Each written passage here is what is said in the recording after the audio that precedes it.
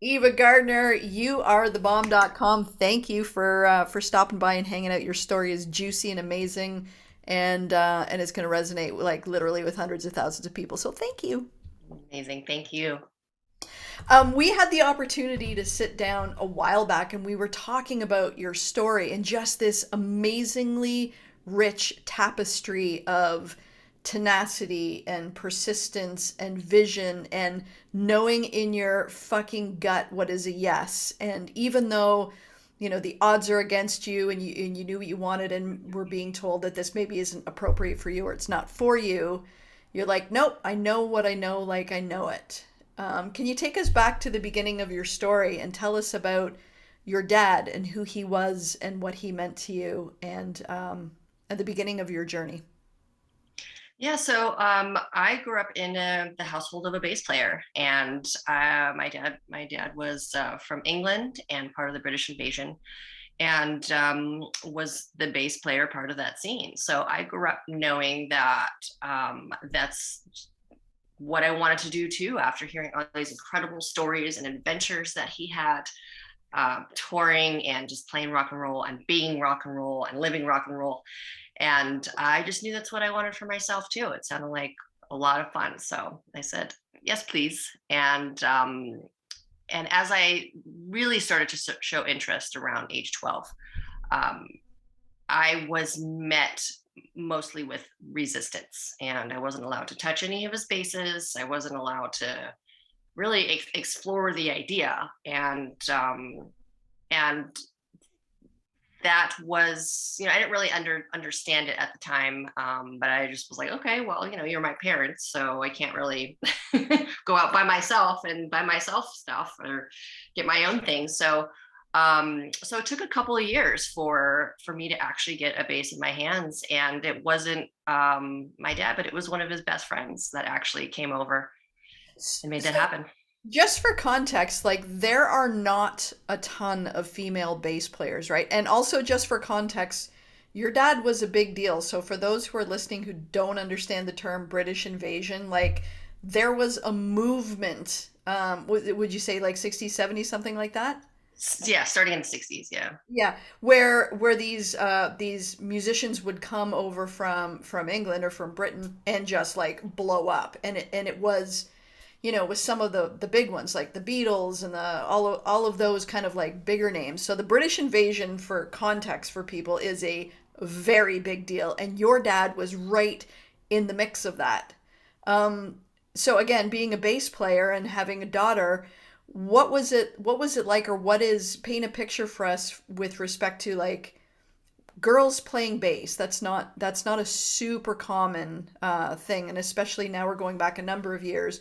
What was that like for you, do you think, in the odds Yeah, and logic of that being something that was available to you? yeah. I mean, it's you're seeing it more now, luckily, but back then there weren't, like you said, a whole lot of women doing this male dominated male dominant thing in a male dominated field profession. Anyway, um, so so for me, that my dad was really my only point of reference at the time. My dad and his friends. Also, growing up, my family had a British pub in Hollywood, and we're still going. And I literally grew up. I mean, my parents opened it when I was 3, so I literally grew up in a British pub around a bunch of musicians, artists, raving lunatics. Really, at the end of the day, it's like they were just so passionate and just real eccentric characters. And so these were my role models. These were my points of inspiration. This is what um, this was the lifestyle that I knew and was modeled for me. Um, and there weren't many women that were the musicians. Lots of groupies, I bet, but not a ton of music. Well, Yeah. I just think that's so beautiful. And I think, like we can talk about how like education is paramount and a lot of people see it in a certain way, but it's very rare that you get modeled for you what it feels like to unabashedly just follow your passion just because. Like not for a specific outcome, just because you can't not do the thing you love. like what was the common thread that you saw between, those guys who were just out there living it? Because I remember one time you told me that you felt like there was probably an element of your dad who was like maybe not encouraging it just because of what the lifestyle was and what potentially that could have meant for you if you adopted the same lifestyle. Those guys all dropped out of high school, like our equivalent of high school. My dad was 15 years old and dropped out of school and started touring and living in a van with his friends and traveling to gigs and just living the bohemian rock and roll circus lifestyle, really. And so at the time, that's what that sounded like a great time to me, but part of me in my brain, I was like, oh, okay, well, I have to do what he did, right? And when I remember turning 15, I remember like, oh, well, by this time, Dad was already out of school, left school, and was already doing the thing. And it was at that point that it kind of clicked for me that I was like, okay, well, it's a different time, isn't it? I can't just really drop out of school and hit the road like they did in the 60s. It's just not uh, probably not the best idea for me to do the same thing. And the climate was different too. The whole landscape was different. The everything was different. So I decided to take a different route, and that looked like not only continuing with school but going to music school. Mm. Take us back, if you will, to you when you're a little girl and looking up to your dad and him being your hero and just realizing, I want to be like him. What were some of the things that you did to like emulate him, and tell us what that felt like as a little girl, just wanting to like to please your dad or to be on his radar or for him to give you the nod. I remember hanging out in his studio. I had a slumber party when I was about 7, and hanging out in his studio with my little pals and my little friends that were spending the night. And I remember proclaiming to them, I'm a bass player. And I didn't even really know what that meant at the time, but I grabbed one of my dad's basses and kind of just dragged it across the floor because it was really heavy for me at the time. And I just, I didn't really know what else to do with it, but I just kind of wanted to hold it and claim that I was a bass player. And if anything, yeah, that's me wanting to be like him. That's me wanting to share in his interests and, like you said, be on his radar and please him. Really, he was my hero.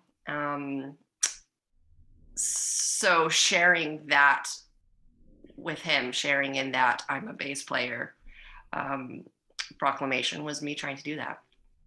I remember when I was a little girl, same. I would follow my dad everywhere, and I remember we didn't have a lot of money growing up, and I remember him saying, "Okay, kid, like grab the toolbox. We have to go fix the car." And we had to fix the car because we were poor, and we couldn't afford to have any help with it, right? So growing up, it never occurred to me that something is a boy job and something is a girl job. And I remember specifically one time we were I was tiny for my age, and he placed me in the under the hood, and we were tinkering, and I was helping him fix, and I probably like 8 or so at the time. And I remember one of my mom's friends walking by and seeing me just perched underneath the hood. And I remember she stopped and she gave us this look, and I didn't know what it meant at the time, but I could feel it. And so I looked at her and I looked at my dad and I looked back at her, and I could tell something was up, but I didn't know until much later that she was just disgusted and mortified that a little girl was under the hood. But I looked back at my dad for his reaction, and he looks me square in the eye and he says, "Are you going to pass me that wrench or what?" And I was like, "Oh."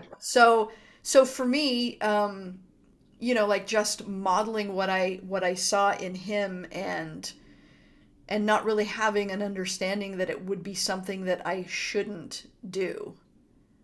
When you were growing up, I remember you were saying you tried to emulate him and you tried to, you know, dress like him or walk like him.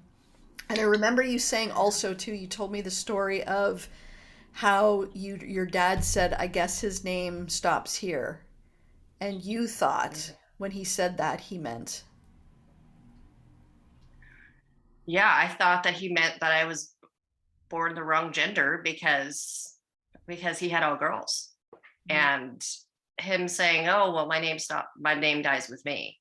And in my little, I was about 7 at the time, 7, 8. And in my little brain, I'm thinking, well, then that's something that is wrong with me. And that's something that I need to fix and I need to make him happy. So it was at that point that I interpreted what he said to, oh, well, I guess I need to be a boy then, or act like a boy for him to make him happy, to make him feel like he has the son that he wished he had. So I remember watching him walk and trying to walk like a boy, and trying to pee like a boy. And I had my mom buy me this little fake shaving kit from the store down the road. And my parents had two sinks in their bathroom. So I remember my dad shaving one day, and I went in there with my little fake shaving kit, and opened it up and watched him do the shaving cream and watched him do the thing with the razor. And it was just a little plastic razor, but I did all that. He didn't say anything. He didn't make a comment. I think he probably gave me a strange look and didn't know what was going on, but he didn't say anything. He didn't say, what the heck are you doing? Or he didn't say, nice job. Actually a little to the right, there was really not much of a reaction. And, but that was me trying to make him happy. Yeah. Do you think there was like an unconscious recognition that, I mean, you wouldn't have seen a lot of female bass players, and then when you eventually said to him, "Oh, I'm a bass player," do you think that there was some sort of dialogue going on back there somewhere that just thought, well, maybe this isn't something I can't do because of that? Because that's exactly right. I never thought, I am a girl, I cannot do this thing. It never occurred to me that it's not anything that I couldn't do. I just knew that I wanted to do it. I don't think I was aware of it being a gender thing. It was just a me thing. So when you guys were going on a family trip, you were talking about, you said to your dad, can I bring a bass with me? Can you tell us where you were going and then what ensued once you got there? Because that was kind of like the pivotal point where you're like, okay, I'm in the club now. Yeah, so when I was 12, when I started showing the interest, I wasn't really playing yet. We were going on a family trip to England. They're family of 5, going overseas, big trip anyway. And I'm asking my dad if I could borrow one of his basses and bring it over there to practice. And this is without me having even really started any lessons or anything. And he said, hey, we have a family of 5. What, you think I'm going to lug this thing all the way over there for you not to play it or whatever? And so that was a big no. And it wasn't until actually a couple years later when we were back. I had already, by this time, his friend had brought over a bass. I'd already had a bass to borrow because I couldn't touch his, and started playing. And I was about 14, 15 years old. We were back in England. And we were staying with one of my dad's childhood friends, John Entwhistle. My dad's band, John Entwhistle is the bass player from The Who. And I love how you just say that in passing. Yeah, so John, he's the bass player for The Who. Okay, yeah, for The Who. Carry on. Yeah, and grew up in bands with my dad. They all cut their teeth together when they were teenagers. So old friends. So we ended up at John Entwhistle's house in England and stayed there for over the weekend. And John had heard that I was learning how to play bass, and he walked me over to this basically a hallway. But it was a closet. It was basically a huge hallway with a door on it that just was lined with instruments. And he said, well, come on over here and pick out any bass you want, and it's yours for the time that you're here.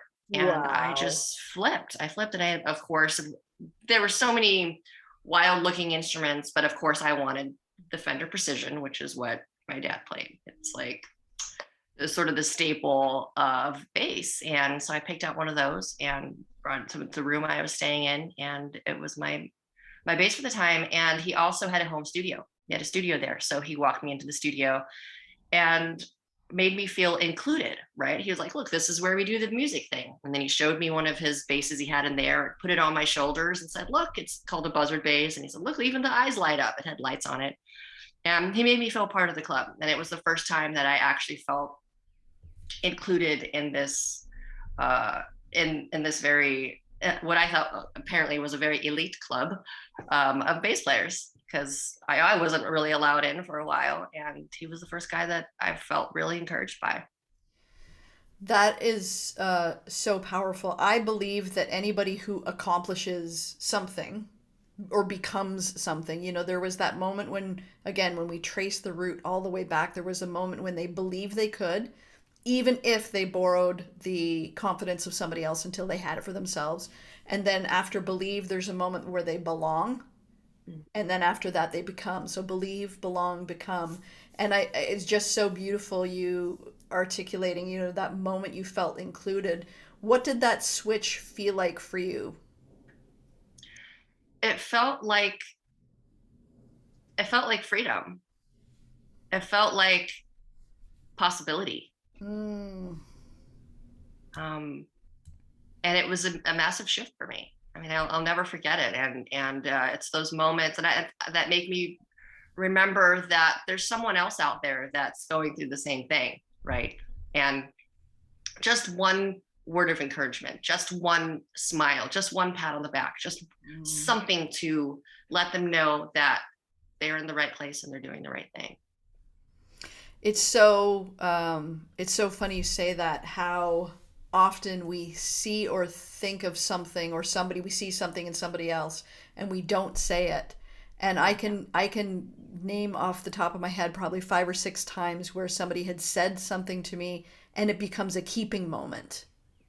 And it becomes just those small micro moments are the things that really emancipate somebody from the thing that's keeping them stuck, or allows them to pursue what their calling is, or allows them to see a possibility that they felt they were unwelcome or unseen in prior to. So that's amazing. When you guys got back, and your dad kind of was like, okay, well, the bass player of The Who just welcomed my daughter in, I guess she's in. Because what are you going to say? Yeah. What did that look like for you? Because you talked about a full circle moment at the Whiskey A Go Go. Yeah, my band at the time was my first band, which was an all-girl band actually. I was in an all-girl Catholic school at the time, so we had booked a gig at the Whiskey. Growing up in LA, it was a club down the road for us. And Dad he was friends with the guys from a rental equipment rental place, so he rented all of our gear for us, our amps, and helped me load in my amp, and was my first roadie. He actually helped me plug it in and help me set it up, um and he it was at that moment I was like, oh, okay, dad is cool with this. Like, he's helping me, he's encouraging me, he's helping me do this, he's facilitating this gig. And that was a massive moment for me. And there's actually a picture of it. I have a picture of it where someone from a distance took a picture of us on stage setting up, and he's holding my bass and Mm. looking at the amp. And so the encouragement was in there. It just took a minute.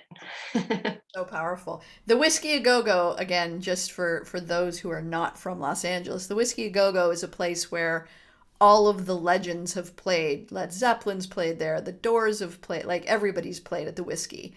And there, how old were you when you were playing there? I think I must have been, I believe I was 15. I was Wow. 15. Yeah. 15 years old. Yeah.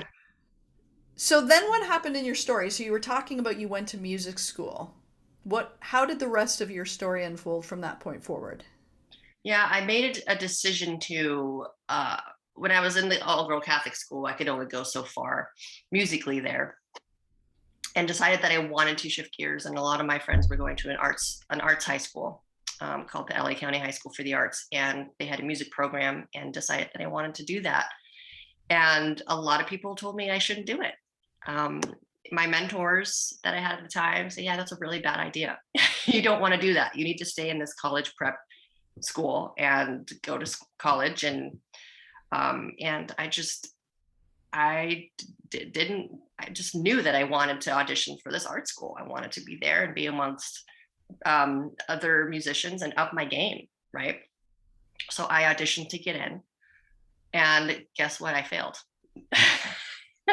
I failed my audition. And it was at that moment, at the time, they asked me questions like, "Are you learning how to read music?" My question, at that time, I was very nonchalant about having to learn music, learn the rules, read music, because I was like, "Oh well, Jimi Hendrix didn't know how to read music, and my dad didn't know how to read music, and Paul McCartney famously doesn't know how to read music traditionally." And so I was like, "Oh, I don't need to do that." So I went into this audition with that attitude. And when they asked me if I was learning to read, and I was like, "Yeah, nah, no, not really." And they put a note on the board on the music staff, and they said, "Do you know what that note is?" I was like, "No, no, I don't." And so yeah, I failed. I didn't get in. And it was at that moment, that was one of the aha moments in my life where the light bulb went off and said, "Oh, okay. If I want to break the rules or bend the rules, I guess I have to learn them first, right? To do that." So I went to my parents and I had them get me a music teacher, um, a bass teacher, and started learning the rules. And I auditioned a second time, and that was the time I got in. And I think it's those no's that made me want to turn them into yeses even more than I did. Honestly, buddy, that just so speaks to your character because I know our audience is highly skewed towards women. And just that idea that you get knocked down, you get humbled, and it's like, okay, to move forward, I might have to take a step back. What did that feel like because in the moment, like at this point in time, you're literally an inheritant of musical royalty, like global musical royalty, and you're like, whatever, I don't need to learn how to play music, and the people and again, all of the names you cited, all fair. What did that feel like for you to have to, first of all, what was your initial reaction, but what did that feel like to have to take that step back so that you could take another step forward? That was a moment of clarity for me. And it was the moment where I was like, yeah, okay, I'm not going to follow the same path that all these guys did. My path is different.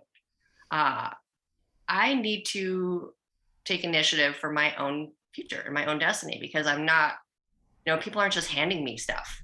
It's not being handed to me. So I need to decide what I want to do and how I'm going to do it. And it's all these blocks along the path that sort of lead your direction, right? You hit a roadblock, so okay, well, I'll make a right turn here. And you make a right turn, and you hit another roadblock or a fork in the road or whatever it is, and the path isn't always clear at first, right? Until you just take the first step, and then you know. Well, you said something really simple but also profound. You said my path. It wasn't my path. And Mm-hmm. it's just that's such an important lesson for all of us because it's easy to, they say comparison is the thief of joy. And it's easy to look at other people and think, "Oh, well, I should be doing this or I need to be doing that." And then you try it and you fail. But to your point, it's maybe that's just not your path. And Right. and oftentimes our path is just an unfolding of following the next right thing Exactly. and being able to shift and overcome and adapt and say, okay, well, where am I feeling the least amount of resistance and what in my body feels like a yes. Mm-hmm. Adapt is key for sure, and tenacity. Like, I could have failed that audition and been like, okay, well, I guess I'm not meant to be bass player. I'm not meant to be in music school. Okay, path of least resistance was staying at the school I was at. Really. Well, it's so funny you say yeah, like, and it literally could have been that easy. I think there was a movie called Sliding Doors with, I think it was Gwyneth Paltrow, and it's like how easily your entire life's trajectory can switch with choose this or choose that. To choose to stand up or sit down, choose to learn how to play music or not, or read music or not. Um, but that's not what happened to you. You went on to play on some of the absolute hugest stages in the world with some of the biggest artists. After you went back to school and you got accepted, what happened next to you? Oh man, I was thrown into a mix of incredible musicians, a really difficult situation because I had no experience playing in a jazz band. I had no experience playing jazz music. I had no experience really playing with other musicians at this high level. And it really, I was pushed, I was tested, I was scared to go to school every day because it was just a really scary environment because you're getting yelled at every day. Because but it made me better because I'm around people that are better than me. I'm around teachers that instill a work ethic in you. Because if you show up unprepared, you're scared of what's going to happen. You don't know what you're supposed to know by the time you're in class the next day. So it really helped shape and mold who I became. Just really out of elevating my level of playing. I mean, when you're with people that are better than you, it really makes you step up. And so that was another massive shift for me in really upping my game again, really just stepping up and having to work for it and having to work hard for it. A few minutes ago, when we were talking about your path and the unfolding, when you were that girl who was in music school, what was the best and highest you had hoped for yourself? Like, did you see yourself where you ended up? Or what was it that started moving you in that direction, and what was your first step? All I ever wanted to do was tour. That was my goal. That was my dream. That was what all the guys did back in the 60s and 70s. They went on tour and just had a blast and got to play music for big crowds and got to perform and entertain, and that was my goal. I just wanted to go on tour, and so I was working my way towards that. So you auditioned. You auditioned for a TV show. Mm-hmm. What happened? Yeah. I auditioned for a television show.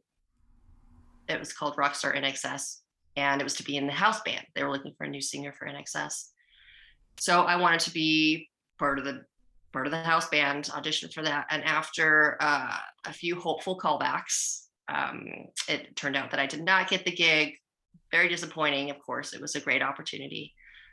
And it wasn't until 2 years later that I got a call from the musical director from the audition, from that TV show audition. And that musical director just so happened to also be the musical director for Pink.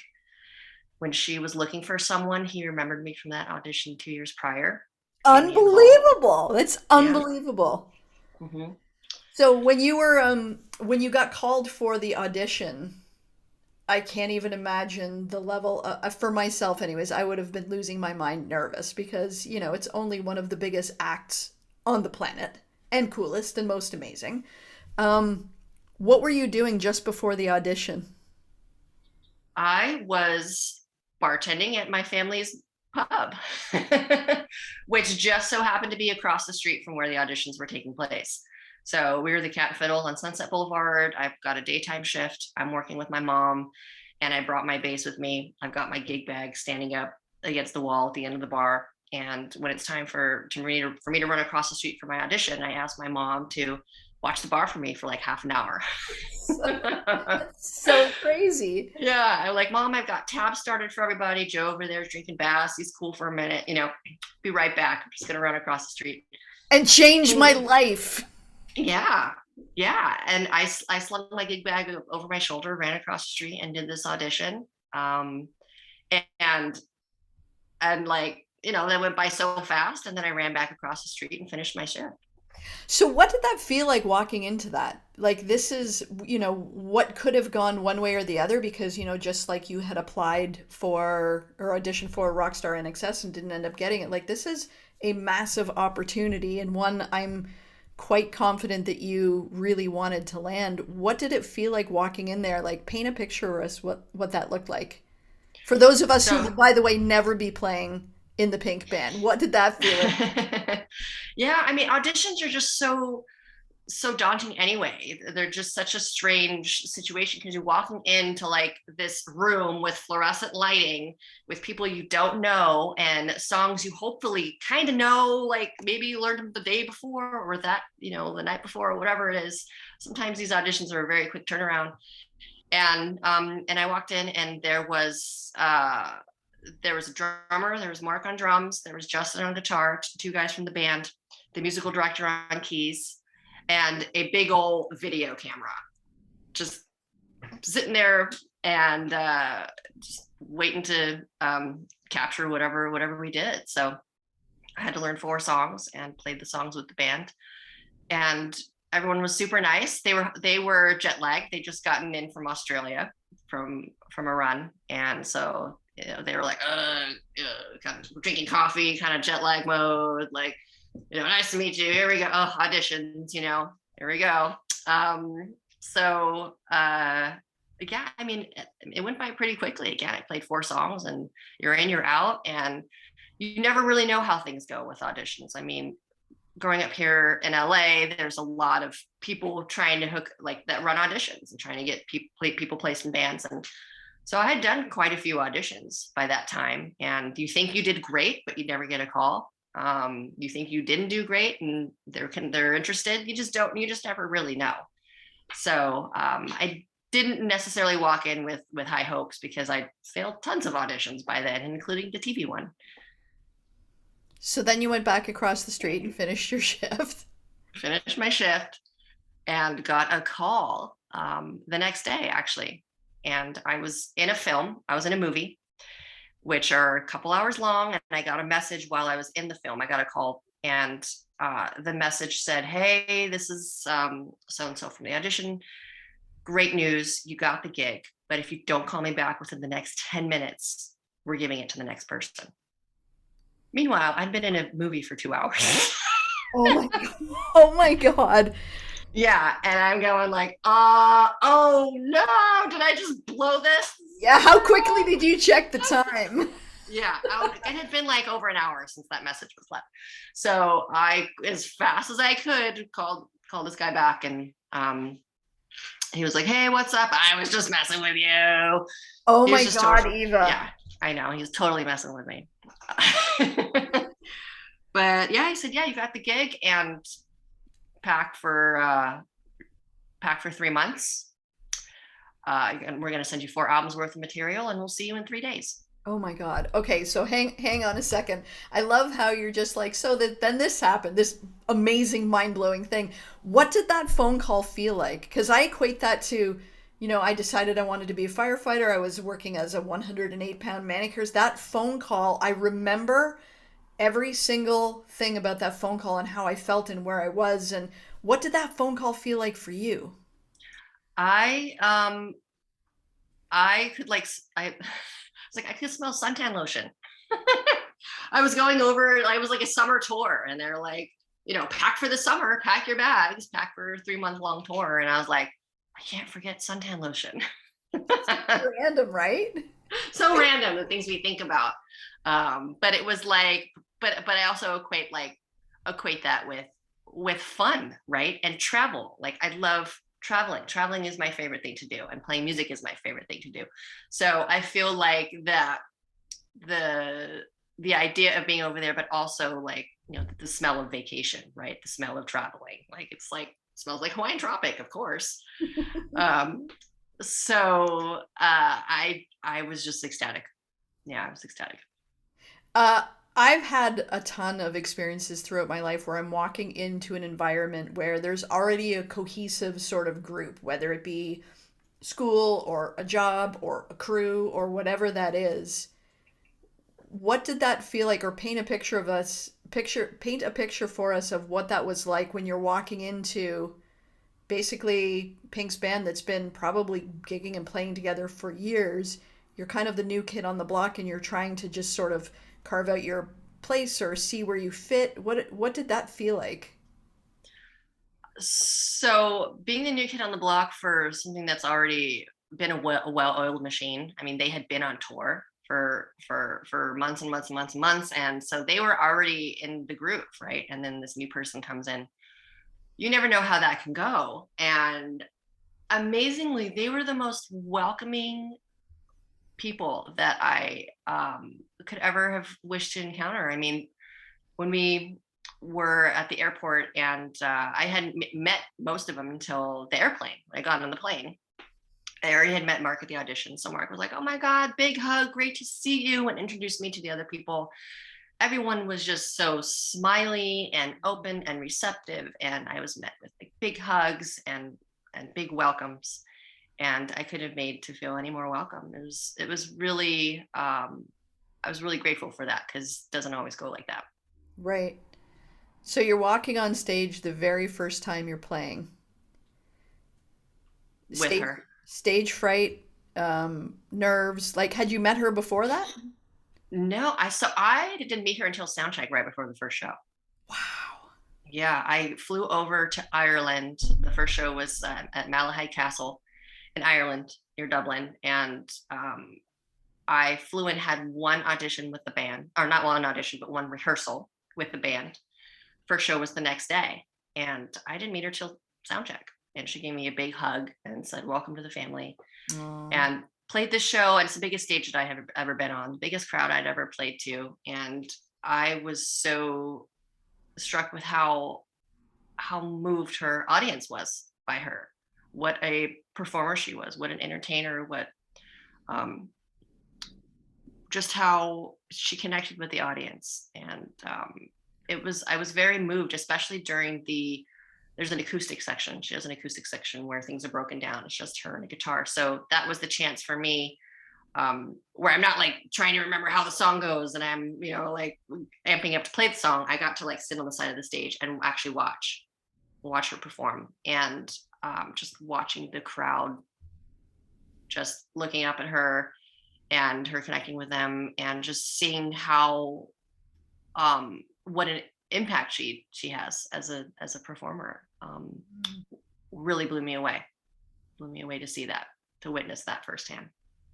I'm always impacted by people who say yes when they could say no, you being one of that, and also she being one of those people. I had the pleasure to meet her a number of years ago, and that's a whole other story for another day. But I remember hearing her say that she would, before she was, had made it or been discovered, much like yourself, she had said, I didn't care if I was going to be standing on the end of Venice Beach Pier. I'd be singing until today. I was going to stand there and sing until I got discovered. And it ended up obviously working out for her.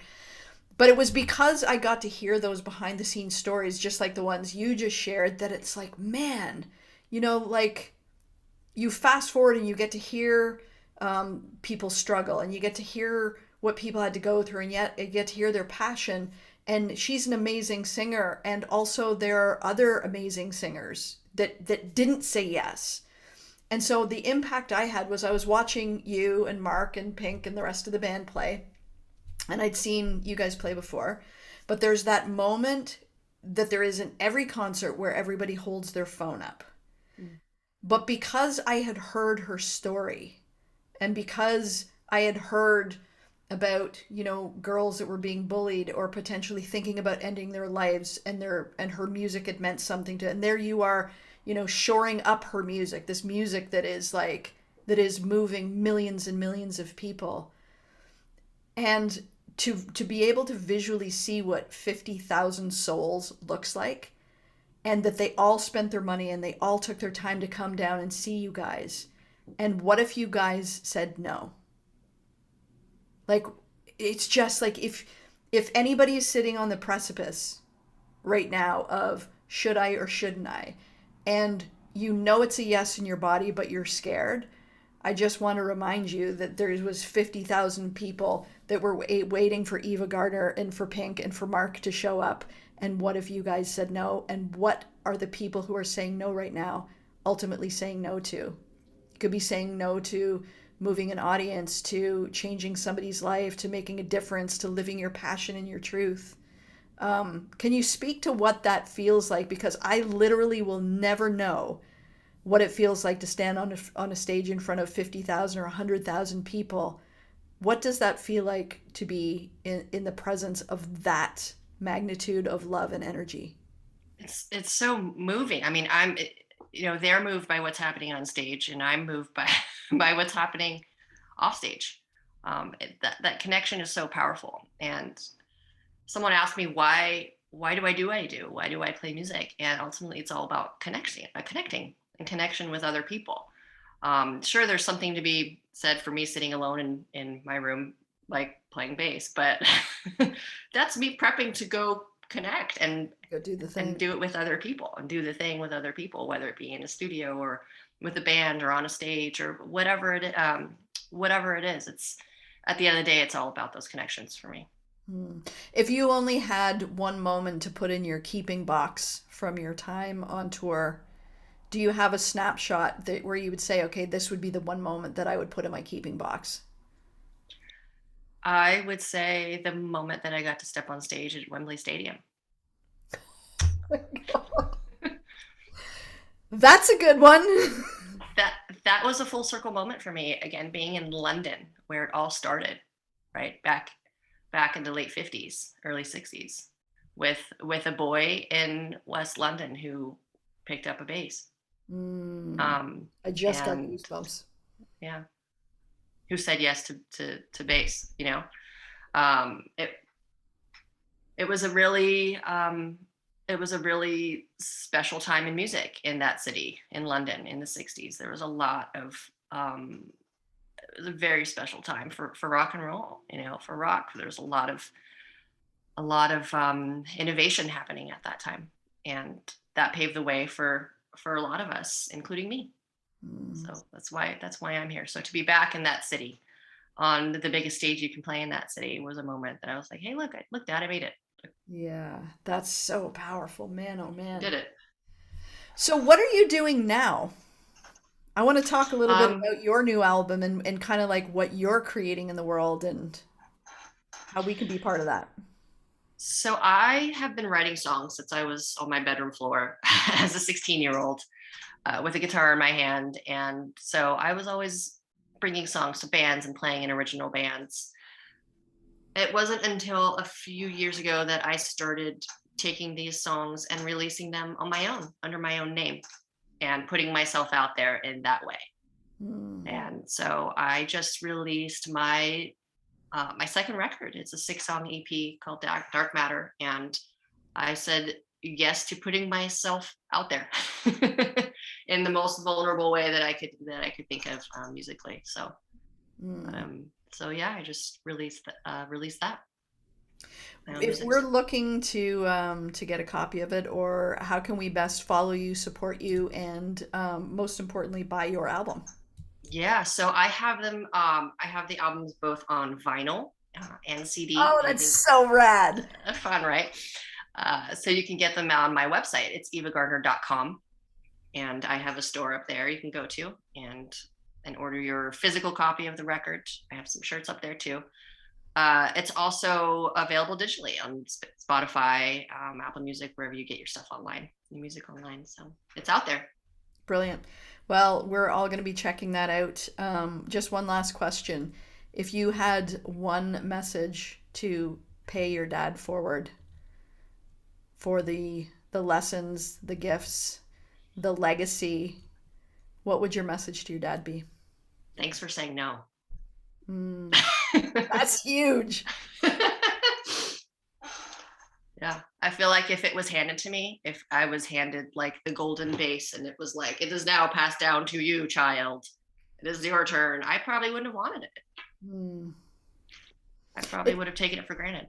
it's funny, right? Like I was talking to my boy not that long ago, and he's 12, and we were talking about struggle, and we were talking about the idea of watching a caterpillar turn into a butterfly, and there's that moment where the chrysalis stretches, and you can see the butterfly in there, and you're like, damn it, like he's just fighting so hard.